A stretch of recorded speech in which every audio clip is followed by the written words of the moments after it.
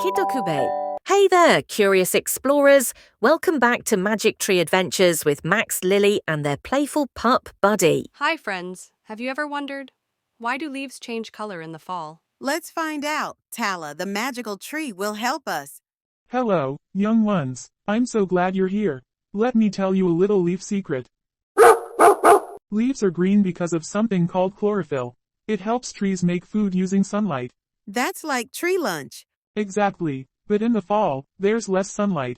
So trees start to rest, and the green fades away. And that's when we see the reds, oranges, and yellows. Those colors were hiding all along, just waiting for their time to shine.